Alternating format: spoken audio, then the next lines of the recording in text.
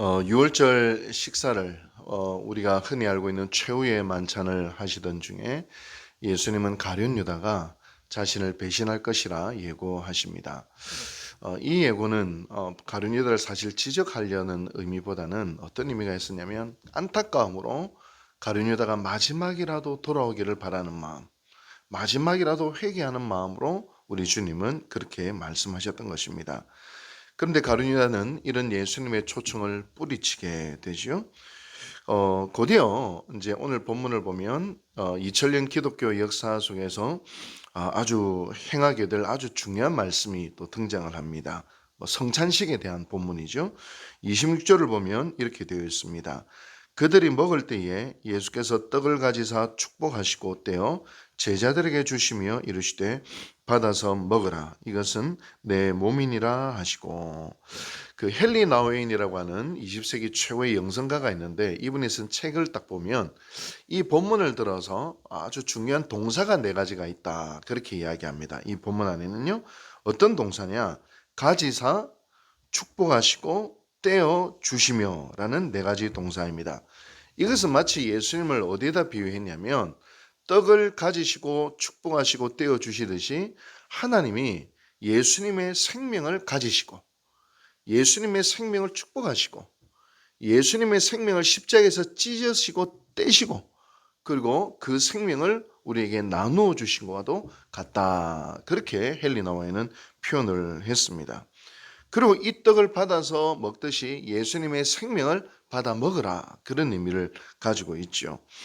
그리고 주님은 잔을 들어 이렇게 또 축사하십니다. 27절에서 28절 말씀입니다. 또 잔을 가지사 감사 기도하시고 그들에게 주시며 이르시되 너희가 다 이것을 마시라. 이것은 죄 사함을 얻게 하려고 많은 사람을 위하여 흘리는 바 나의 피 곧 언약의 피니라 라고 이렇게 이야기를 했습니다. 여러분, 유대의 제사 중에 전제라는 것이 있습니다. 이건 뭐냐면 포도주를 그 제단에다가 싹 완전히 다 부어버리는 제사, 번제는 태우는 제사이고, 뭐 소제는 곡식으로 드리는 제사이고, 뭐 구약에 보면 그런 제사들이 종류가 많은데, 그런데 이 전제는 포도주를 잔에다가 가득 담아서 제대로 확 부어버리는 그런 제사입니다. 이것은 희생과 헌신을 상징하는 제사이죠. 마치 제단에 확 부어드리듯이 우리 주님도 이 포도주를 들어서 나의 피가 마치 전제처럼 제단에 확 부어드리게 될 바로 그와도 같다, 그렇게 이야기를 합니다. 그리고 누가는 이 본문을 또 이렇게 기록을 했어요.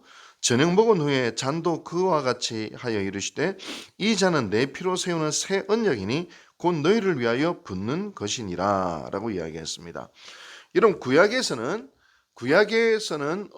언약은 피로서 맺어졌죠. 창세기 보면 하나님이 아브라함과 언약을 맺을 때 어떻게 하냐면 짐승을 반으로 쫙 쪼개가지고 그 사이를 이렇게 거닐면서 누구든지 언약을 어기면 이 짐승처럼 쪼개어질지어다 하면서 창세기 보면 짐승을 쪼개어서 하나님이 그 사이를 거니는 장면이 나와요. 창세기 보면 나옵니다. 이 뭐냐면 언약을 맺을 때는 피가 필요해요. 피. 구약의 언약에는 피로 말미암아 맺어지게 되는 것 아니겠습니까? 만약에 죄를 지으면 피를 부어서 그 죄를 사하는 것이죠. 이처럼 주님의 피는 새 언약의 피다, 이렇게 이야기를 하고 있습니다.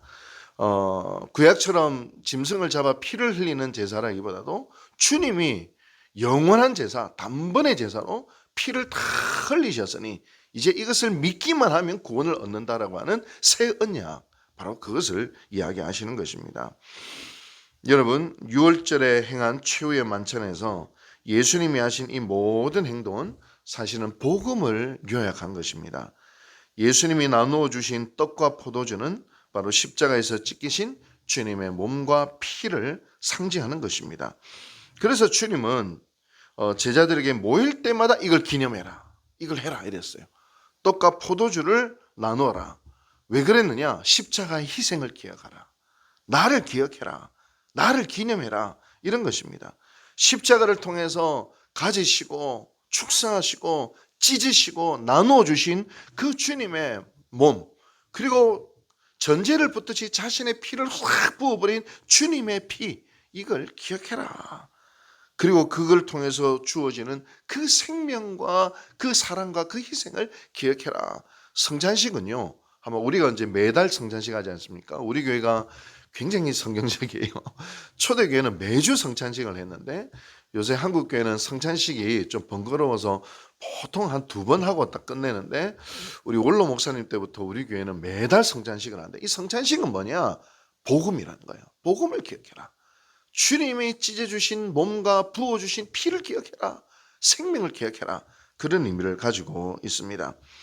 심지어는 그 어떤 교단에서는 어떻게까지 생각을 하냐면, 주로 가톨릭에서 이런 생각을 하는데요. 뭐 성찬식에 대한 여러 가지 이론이 있어요. 뭐 화채설, 기념설, 상징설, 그건 한 상징이다, 기념이다, 이렇게 이야기하지만 초대교회 때부터 가져온 성찬식에 대한 상징은 화채설이었습니다. 이건 뭐냐면, 성직자가 포도주와 떡에 축사하는 그 순간 맛과 모양은 포도주와 떡이지만 그 속성은 예수님의 살과 피로 싹 바뀐다. 그것을 먹는 순간 예수님이 내 안에 들어오신다, 이렇게 생각을 했어요. 실제로 이 가톨릭에서는 이렇게 믿음으로, 믿음은 믿는 대로 역사를 하잖아요. 가톨릭에서는 이 믿음대로 딱 먹어버리니까 성찬식 행하다 기적이 일어나요. 성찬식 행하다 몸이 치유되고요. 성찬식 하다가 눈이 뜨여져서 안경을 벗고요. 성찬식을 행하다 마음의 병이 치유되고요. 막 기적이 일어나는 것을 저는 본 적이 있습니다. 파워풀합니다. 믿음대로 되니까, 믿음대로 역사가 일어나니까. 막 그냥 이게 기념이지 이러면 그냥 기념하는 정도의 은혜가 오고, 진짜 예수님이 내 안에 들어오신다, 성찬식을 통한 믿음으로 받아들이면 그 믿음의 역사가 일어나서 기적과 능력이 나타나는 그런 일들이 실제로 일어나기도 하는 것입니다. 그러면서 그 은혜를 또 기념하는 것도 나쁘진 않아요. 그 은혜가 있어요. 제가 예전에 어떤 일이 있었냐면, 10년 전에 어머니 돌아가시기 전에 좀처럼 병원에 있으니까 식사를 못 하시는 거예요. 그래서 제가 병원에 어머니를 잠깐 외출시켜가지고 당시 그 저희 교인이 하는 그 돼지국밥집이 있어요. 거기 모시고 가가지고 그 순대국밥을 어머니께서 맛있게 드시는데, 좀처럼 식사를 못하는데 순대국밥 한 그릇까지 뚝딱 비우시는 거예요. 제가 얼마나 기분이 좋았겠어요. 그래서 제가 가끔씩 어머니 생각나면 그 순대국밥집에 가가지고 어머니가 앉으신 그 자리에서 어머니가 드신 순대국밥을 먹습니다. 그 순대국밥을 대할 때 난 누가 생각날까요?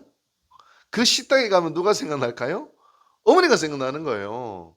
그래서 가끔 종종 가서 그 자리에, 다른 자리에 안 먹어요. 딱 그 자리에 가서, 그래서 그 자리에서 먹으려고 좀 이렇게 많이 사람들 몰리는 시간들 피해서 조용한 시간에 가서 그 자리에서 딱 먹고 나옵니다. 그러면 어머니가 더 친밀하게 느껴지는 것이죠. 좀 무리한 비교 같지만 제자들이 성찬의 떡과 피를 대할 때마다, 유월절 만찬을 대할 때마다, 성찬을 할 때마다 주님을 생각하고 주님의 십자가가 생생하게 떠오르지 않았겠습니까? 여러분, 이 말씀을 통하여 이것은 여러 번 말씀드리지만 2000년적 단회적 사건으로 일어난 것이 아닙니다.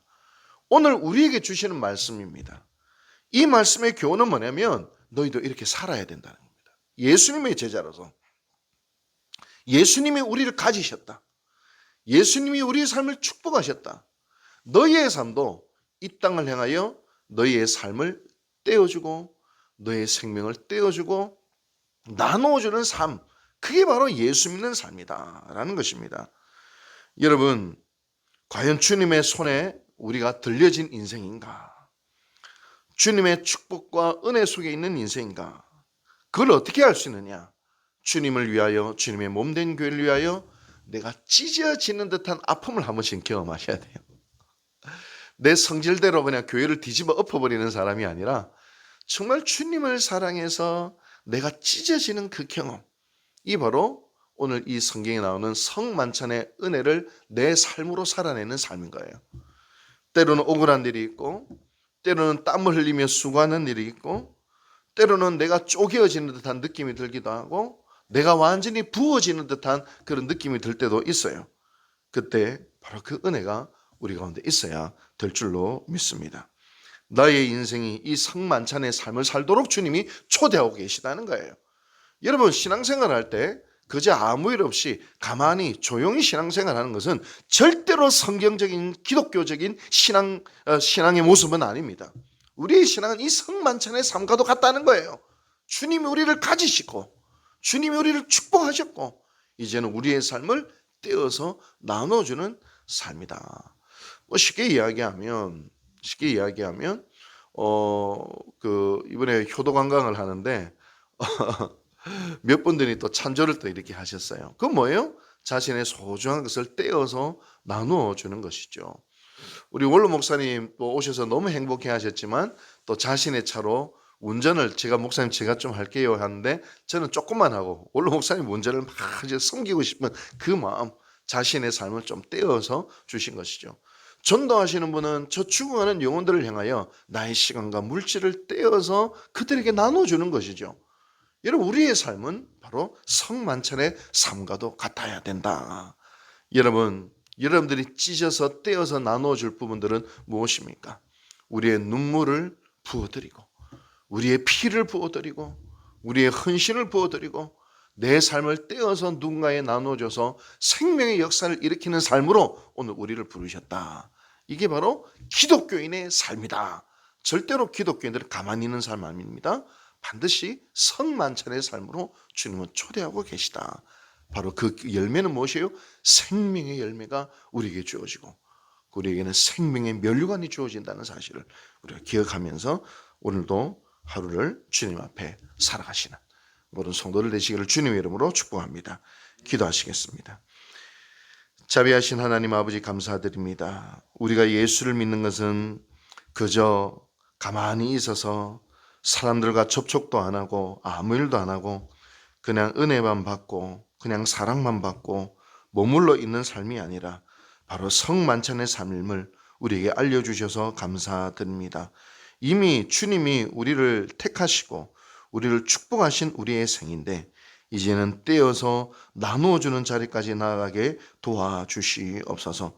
주님의 몸된 교회를 위하여 내 마음의 아픔, 찢어지는 듯한 아픔도 경험하게 하시고 한 영혼을 살리기 위하여 나의 삶의 중요한 부분을 떼어 나누어주는 것도 경험하게 하여 주시고 또 주님의 몸된 교회가 더욱더 든든하게 세워지기 위하여 나의 삶을 부어드리는 그 경험도 하게 도와주시옵소서. 성만찬의 삶, 예수님의 희생에 대하여 기뻐하고 감사하는 것을 넘어서 그 삶을 겸손히 따라가며 순종하는 저희들 되게 도와주시옵소서. 이 모든 말씀 예수님의 이름으로 감사하고 기도하고 축원하옵나이다.